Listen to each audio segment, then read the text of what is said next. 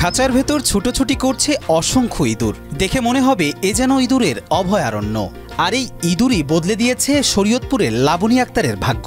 প্রথমে ইউটিউবে ভিডিও দেখে এরপর গুগল থেকে তথ্য নিয়ে সুইজারল্যান্ডের জনপ্রিয় ইঁদুর জাত সুইস অ্যালবিনো পালনে এখন সফল উদ্যোক্তা হয়েছেন লাবণী আক্তার। ইঁদুর নিয়ে মোটামুটি ইউটিউব হোক বা গুগলে হোক সার্চ করতে থাকলাম। আস্তে আস্তে দেখলাম যে এই ইঁদুর চাহিদা আমাদের অনেক বেশি। শরীয়তপুর জেলার প্রাণকেন্দ্র পালং তুলাসার গ্রামের প্রাণীবিদ্যার শিক্ষার্থী লাবণী আক্তার। মাঠের অলরাউন্ডার আমি, আর ঘরের অলরাউন্ডার টাইলক্স।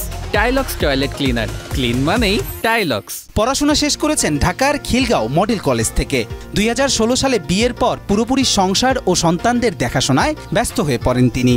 মনের মধ্যে সবসময় ছিল স্বাবলম্বী হওয়ার প্রবল ইচ্ছা। 1 বছর আগে স্বামী রাকিবুল ইসলাম ঢাকার কাটাবন থেকে 4টি ইঁদুর কিনে উপহার দেন তাকে। এ থেকেই তার খামারের যাত্রা শুরুটা একটু ঝামেলার হলেও পরে গুগল আর ইউটিউব দেখে হয়ে ওঠেন পুরোদস্তুর ইঁদুর পালনকারী। এখন তার খামারে আছে প্রায় 400টি ইঁদুর। আমি 4টা থেকে শুরু করেছি। এখন আমার প্যারেন্টস ইঁদুর আছে প্রায় 40+। টোটাল আমার খামারে কতটা ইঁদুর আছে সেটা যদি আমি বলি তাহলে আমার 400+ ইঁদুর আছে। 4 থেকে 5,000 টাকার মধ্যে খরচ, আর আমার আর্নিং থেকে 2 বা 3 গুণ এরকম এর মধ্যে থাকে। বর্তমানে 40টি প্যারেন্টস ইঁদুর প্রতি মাসে প্রায় 200টি বাচ্চা দেয়, যা তিনি গবেষণাগার, বিশ্ববিদ্যালয় ও অন্যান্য খামারে বিক্রি করেন। এ থেকে প্রতি মাসে ইঁদুর বিক্রি করে আয় করছেন অন্তত 20,000 টাকা।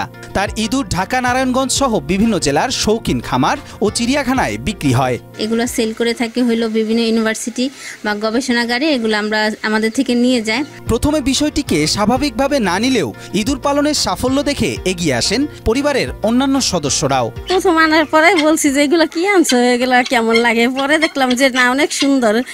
অল্প দিনের ভিতরে বাচ্চা দিছে। আবার বৌমা অনেক যত্ন সেবা করে, আমিও বৌমার সাথে যত্ন করি, এগুলা দেখাশোনা করি। আমার কাছে এখন ভালো লাগে। প্রথম ভালো লাগে না, কে কি বলে না বলে, কেমন লাগবে না, সবাই উৎসাহ দিচ্ছে, সবাই ভালো বলে। তবে বাণিজ্যিকভাবে ইঁদুর পালন করতে প্রয়োজন পর্যাপ্ত জায়গার। এজন্য সরকারি কিংবা বেসরকারি সহযোগিতা চান লাবণী ও তার পরিবার। এতে করে বড় পরিসরে অন্য নারীদের স্বাবলম্বী করতে সহযোগিতা করবেন তিনি। ইচ্ছা আছে যে আমার এটাকে নিয়ে আরো অনেক দূর যাওয়ার। দেখা যায় যদি আমি সরকারের পৃষ্ঠপোষকতায় যদি মানে আসতে পারি, তাহলে এটার খামার আমি আস্তে আস্তে বড় করব। আর আমরা বড় সড়ো করবো, কিন্তু একটু জায়গার জন্য আমাদের সমস্যা হইতেছে। জায়গা হইলে বৌমা অনেক বড় করে করবো।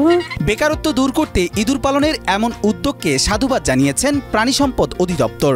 এটা একটা ব্যতিক্রমী খামার, এই শরীয়তপুর জেলা একটাই আছে। এটা সাধারণত সচরাচর এটা দেখা যায় না।